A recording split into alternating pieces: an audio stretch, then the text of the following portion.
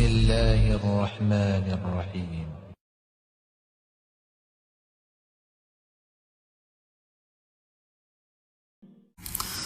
Teman-teman sekalian, agama yang sedang Anda anut ini bukan agama sembarangan, bukan buatan manusia.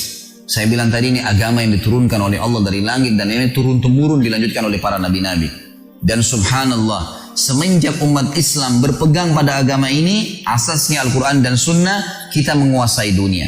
Saya ingin mengorek 1-2 menit ke depan teman-teman sekalian informasi yang Anda miliki dan saya tambahkan kalau kurang. Banyak umat Islam tidak sadar bahwasanya kita ini pemimpin dunia. Kita ini pemimpin dunia, umat Islam. Siapapun dia, tidak ingat rasisme tidak ada, tradisi nggak ada. Ini poin pertama ini. Jadi dari suku manapun dia, selama dia syahadat sama. Kita membahasakan Muslim berarti semuanya sama. Umat Islam teman-teman sekalian berkuasa di muka bumi ini 1335 tahun. Dan baru 91 tahun saja dari sekarang umat Islam tidak memimpin dunia. Tidak memimpin dunia. Baik, kita rentet historinya. Dari mana Ustaz? Baik, kita hitung. Sekarang teman-teman sekalian di hari ini Anda berada di tahun 1437 Hijriah. Betul gak? 1437 Hijriah. Tadi saya bilang kita berkuasa di muka bumi ini 1335 tahun. Ya, kurang lebih 91-92 tahun saja kita tidak berkuasa. Dari mana rentetan historinya? Coba kita hitung. Tahun Hijriah teman-teman sekalian itu dihitung dari hijrahnya Nabi Muhammad SAW ke Madinah. Benar nggak? Kok nggak ada nyaut nih? Masih hidup nggak? Baik. Teman-teman sekalian, tahun 1 Hijriah, hijrah Nabi SAW. Dan itu pertama sekali Nabi SAW mendirikan negara Islam di Madinah. Beliau Nabi dan rajahnya penerap hukum Allah Subhanahu Wa Taala. Kita tahu Nabi SAW cirinya Nabiyyin ummi. Nabi yang buta, nggak bisa baca, nggak bisa nulis. Yang diterapkan adalah Al-Quran dan sunnahnya. Sunnah beliau SAW. Sampai tahun 11 Hijriah. Awal tahun 11 Nabi SAW meninggal dunia. Kemudian datang Khalifah Rashidah yang pertama Abu Bakar. Dari tahun 11 sampai tahun 13. Setelahnya datang Umar bin Khattab. Dari tahun 13 sampai 23. Dan di zaman Umar bin Khattab ini setengah dunia dikuasai oleh Islam. Karena tahun 14 Hijriah terjadi perang Yarmuk. Ekspansi Islam ke wilayah Syam, utara Jazirah Arab. Palestina, Syria, Lebanon dan Yordania. Dan bagian Asia dari Turki. Serta Amr bin As radhiyallahu anhu ajma'in, sahabat ekspansi juga Islam ke Mesir. Jadi seluruh utara Jazirah Arab itu sudah masuk Islam. Masuk juga bagian baratnya Jazirah Arab, Afrika, Mesir. Kemudian Afrika Utara, Tunis, Jazair, Maroko, suku Barbar masuk Islam. Di tahun 15 Hijriah, Umar bin Khattab mengutus pasukan lain dipimpin oleh Sa'ad bin Abi Waqqas menuju ke wilayah Persia, wilayah timur Jazirah Arab. Irak, Iran, Afghanistan, sebagian wilayah India, dan juga sebagian besar wilayah Rusia. Ini takluk di tangan kaum muslimin. Dan akhirnya kita tahu, ya kalau bapak ibu belum tahu maka saya sampaikan, kalau sudah tahu alhamdulillah. 6 orang periwayat hadis kita dari negeri dari negeri Persia. Bukhari, Muslim, Abu Dawud, Tirmidzi, Ibnu Majah, Nasai. Ya. Ini semuanya dari wilayah Persia, ya. Irak, Iran, Afghanistan semua. Karena ekspansi Islam yang luar biasa sampai ke sana. Jadi di zaman Umar bin Khattab tahun 14 sampai tahun 15 Hijriah terbuktikan mukjizat Nabi Muhammad SAW waktu perang Ahzab. Surah Al-Ahzab surah 33 menjelaskan masalah itu. Kita kenal dengan perang Khandaq. Pernah satu waktu ada batu yang tidak bisa hancur, maka para sahabat mengatakannya Rasulullah coba lihat batu tersebut. Nabi SAW datang lalu Nabi SAW menghantam dengan keras, ya dengan kampak beliau. Akhirnya batu tersebut pecah dan mengeluarkan cahaya. Lalu beliau bertakbir, Allahu Akbar. Ya. Kemudian bila hantam yang kedua kali, keluar cahaya lagi, Allahu Akbar, sampai 3 kali. Lalu kata para sahabat, ya Rasulullah, kenapa tadi cahaya itu keluar? Kata Nabi SAW, apakah kalian lihat cahaya itu? Mereka bilang iya. Sesungguhnya Allah menjanjikan, Allah memperlihatkan kepada saya di pukulan pertama, bahwasanya kerajaan Syam, Bizantium Romawi takluk di tangan umatku. Dan takbir yang kedua, cahaya yang kedua adalah Persia di tangan umatku, dan yang ketiga adalah Yaman di tangan umatku. Dan sekarang terbukti semuanya, gitu kan? Baik, Umar bin Khattab meninggal tahun 23 Hijriah teman-teman sekalian, dipimpin oleh Utsman bin Affan setelahnya. Utsman bin Affan juga mengekspansi Islam, tapi lebih banyak mempertahankan wilayah kaum muslimin dan mengirim dai-dai. Dan perlu Anda tahu secara histori, Indonesia ini dimasukin Islam di zaman Utsman bin Affan. Karena kita punya data-data, ya, beberapa kuburan yang ditemukan di wilayah Aceh yang memang nama-nama ini tidak asing, ya, nama-nama tidak asing di buku-buku sejarah Islam. Mereka adalah dai-dai Utsman bin Affan yang berkuasa dari tahun 23 Hijriah sampai 37 Hijriah. Datang setelahnya Ali bin Abi Thalib radhiyallahu anhu majma'in, Khalifah Rashidah yang keempat, memimpin dari tahun 37 sampai 40 Hijriah. Dan perlu Bapak Ibu tahu, ini masa keemasan Islam, namanya Khulafaur Rasyidin, ya. Perlu kita ketahui Abu Bakar, Umar, Uthman, Ali tidak pernah punya ijazah politik dari Amerika. Bahkan Amerika tidak dikenal pada saat itu. Nggak punya ijazah, ya, ekonomi dari Eropa. Tapi bagaimana mereka bisa memimpin? Apakah masuk akal teman-teman sekalian mereka tidak punya cara pengaturan ekonomi yang baik? Tidak punya tatanan masyarakat, pengaturan sosial yang baik? Tidak punya sistem politik yang baik? Ini karena kita tidak paham saja nih. Mereka itu orang-orang Badui dari Mekah. Tapi mereka bisa memimpin dunia pada saat itu. Apakah hanya ekspansi begitu saja? Enggak, saudara. Ada sistem yang sudah Allah turunkan dan ini sebaik-baik sistem. Setelah itu, Khulafaur Rasyidin berdiri dinasti pertama dalam Islam namanya Umayyah. Umayyah ini teman-teman sekalian berdiri dari tahun 41 Hijriah, tepatnya 40 Hijriah, akhir 40 Hijriah sampai 132 Hijriah. Dan wilayah kekuasaan ibu kotanya di negeri Syam. Tepatnya antara Syria dengan Palestina. Kemudian datang setelahnya dinasti Abbasiyah. Dari tahun 132 Hijriah sampai 656 Hijriah. Dan takluk di tangan Mongolia pada saat itu. Lalu berdiri dinasti terakhir Islam 670 Hijriah sampai 1335 Hijriah, tepatnya dikenal dengan Turki Utsmaniyah. Gitu kan? Turki Utsmani ini baru berubah dari khilafah menjadi republika itu di tahun 1924 Masehi. Kurang lebih 91-92 tahun yang lalu saja. Sebelumnya, ya, mereka memimpin dunia. Sebelumnya. Dan subhanallah begitu Turki ikut-ikutan dengan negara-negara Islam lain, mereka menghapus khilafah di tangan Kemal Atatürk. Nggak ada lagi hukum dengan Al-Quran dan Sunnah. Ini yang membuat kita terlambat lah. Ini yang membuat beginilah. Azan diubah, dimunculkan rasisme. Ya, azan itu bahasa Arab, kenapa harus bahasa Arab? Harus diubah jadi bahasa Turki, gitu kan?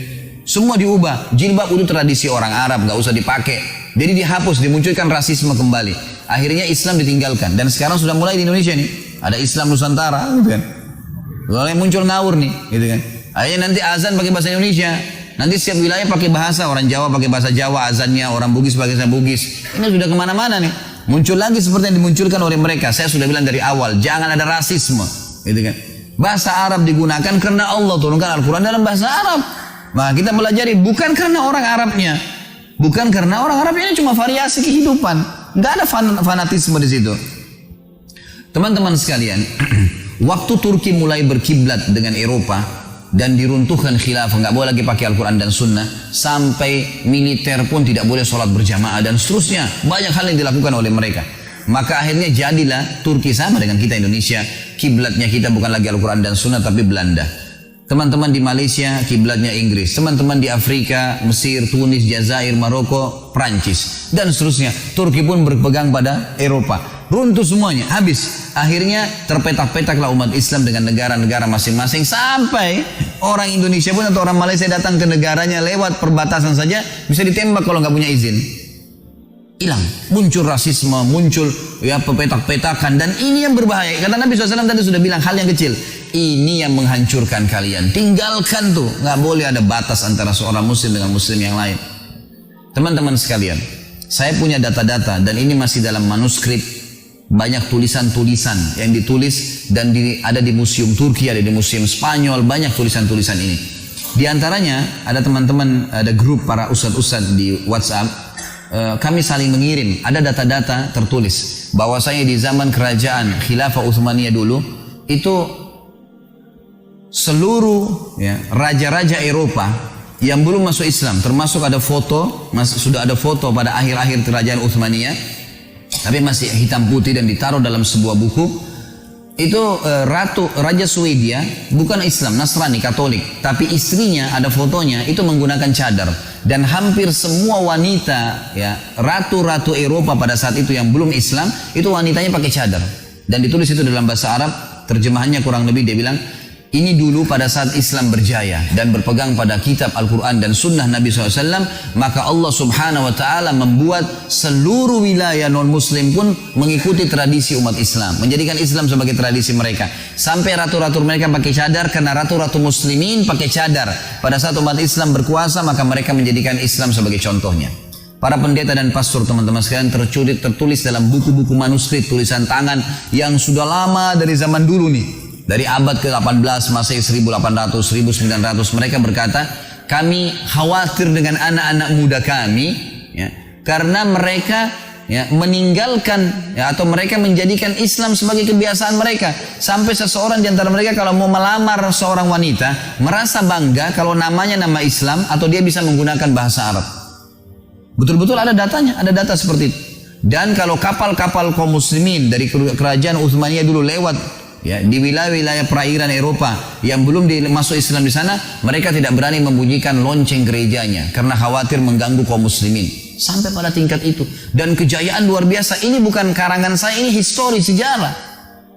Dari sisi lain teman-teman sekalian, setelah kita meninggalkan Al-Quran dan Sunnah, dan demi Allah tidak ada jalan untuk memuliakan diri kita kembali kecuali kembali kepada wahyu Allah.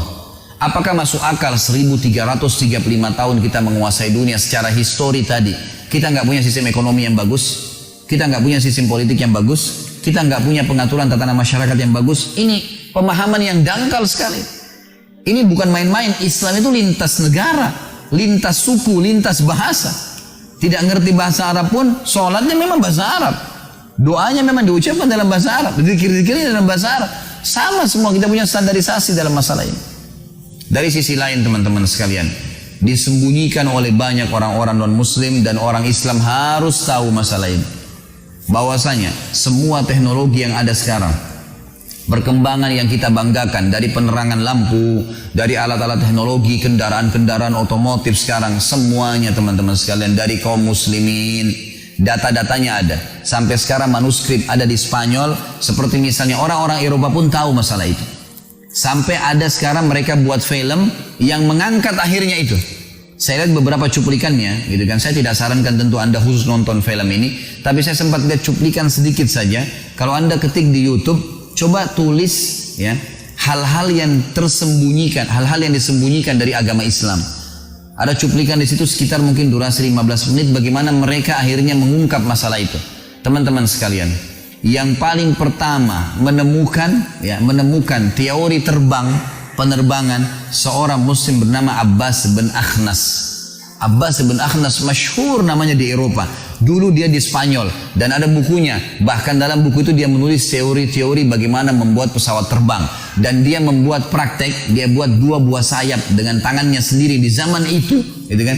Dan dia sempat loncat dari atas gunung sampai mendarat di daratan di bawah, tidak meninggal dunia. Dan teori ini diambil pada saat Spanyol jatuh di tangan kerajaan Bizantium Nasrani pada saat itu. Akhirnya umat Islam dihidupkan oleh Spanyol. Buku ini diambil diterjemahkan oleh 2 ilmuwan dari Inggris, dan akhirnya dicatatlah dalam sejarah manusia mereka menemukan pesawat. Padahal ini jelas faktanya ada. Yang kedua, kita tahu ilmu matematika yang masyhur. Ada yang mereka bisa hapus, ada yang mereka tidak bisa. Ini tidak bisa mereka hapus. Akhirnya mereka cuma mengatakan ilmu Al-Jabar. Al-Jabar dari mana? Nama seseorang muslim dari Spanyol namanya Abdul Jabbar, ahli matematika yang paling masyhur. Sampai sekarang mereka tidak bisa hapus namanya. Ada yang menemukan lampu yang kita tahu Thomas Edison, padahal sebenarnya dia menerjemahkan buku yang ditulis oleh Al-Jaziri, masyhur. Dan teori Al-Jaziri menemukan lampu, menemukan otomotif, menemukan pesawat terbang, menemukan mesin-mesin, dan seterusnya. Dan cukup banyak ilmuwan-ilmuwan muslim yang tidak disebutkan nama-namanya. Belum kita bicara masalah ilmu alam, belum bicara ilmu lautan. Mereka sudah pelajarin semua.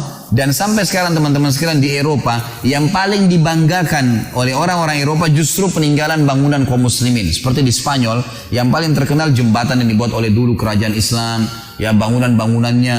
Sampai sekarang kalau Anda punya kelebihan rezeki, Anda bisa ikut paket umroh sekalian ke Cordova, melihat peninggalan Islam di Spanyol. Luar biasa. Bangunan-bangunan mereka sekarang dibanggakan oleh kerajaan, oleh pemerintahan Spanyol itu sendiri.